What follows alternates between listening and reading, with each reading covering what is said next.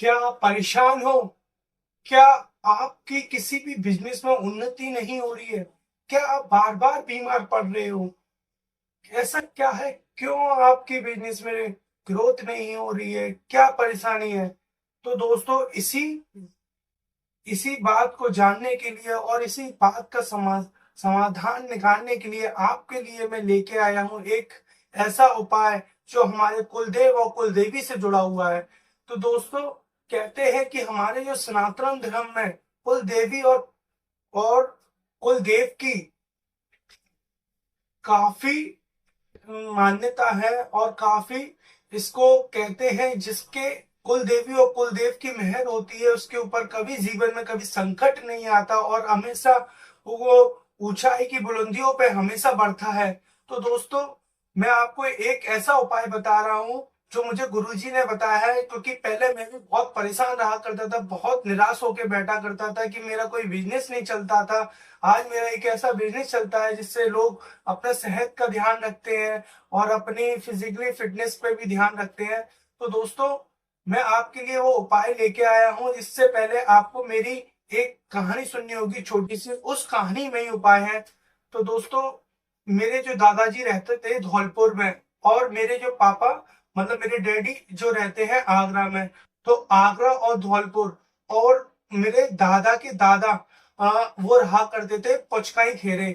तो पुचकाई घेरे से फिर दादा के फिर उनके दादा वो रहा करते थे झारखंड साइड, बिहार साइड रहा करते थे। तो उनसे मैं आपको ये बता रहा हूँ। मेरे पापा रहे आगरा, मेरे दादा रहे धौलपुर, और मेरे दादा के दादा रहे पचकाई खेरा, खेरा से झारखंड। अब मेरे झारखंड के जो दादाजी है वो करते थे वहां की कुलदेवी की पूजा। अब जो पूजा हम करते हैं जो पूजा, अब हमें तो पता नहीं कि हमारी कुलदेवी कुलदेव कौन है।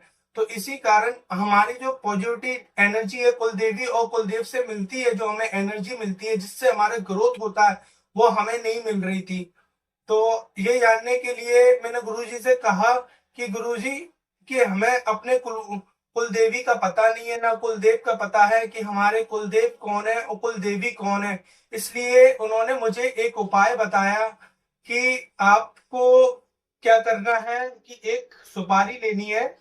सुपारी को अच्छे से स्नान करा के चांदी के सिक्के पर रखकर उस पर सिंदूर लगाकर हल्का सा उसको, आपको क्या करना है, मंगलवार वाले दिन उसको अपने तकिए के नीचे और प्रार्थना करनी है। और प्रार्थना में इतनी कोमलता होनी चाहिए और इतना वो होना चाहिए कि दर्द कि आपको मतलब कुलदेवी तक पुकार जाए और कुलदेव तक पुकार जाए। उनसे कहना है, हे कुलदेवी, हे कुलदेव, हमें आपका पता नहीं है और आप हमें कृपा करके बताएं कि आप हमारे कौन से कुलदेव हैं। तो क्योंकि ऐसा होता है, जो कुलदेवी होती है अपनी, वो जो होती है वो अपने मतलब अपने बालक होते हैं उनको पहचानती हैं, जैसे कि कुल की देवी, यानी हमारे जो कुल से चली आ रही है जो प्रथा, जो पूजा पाठ जो चला आ रहा है, हमारे पूर्वज करते आ रहे हैं। एक तो फिर उनकी जो प्रार्थना होती है उन तक पहुंचाते हैं, फिर तक पहुंचाते हैं और आपकी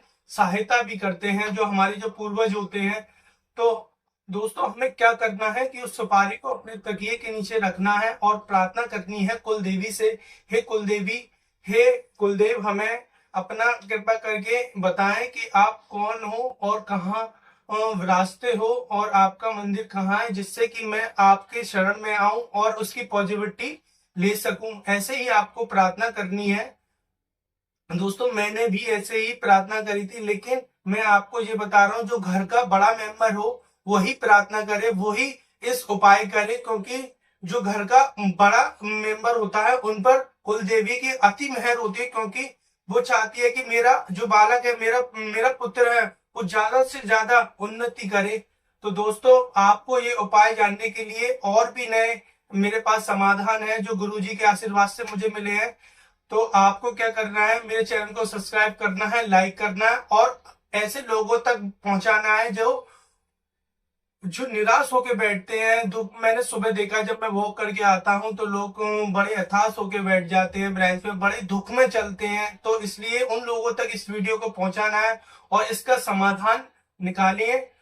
जय माता दी, मिलेंगे नेक्स्ट वीडियो में।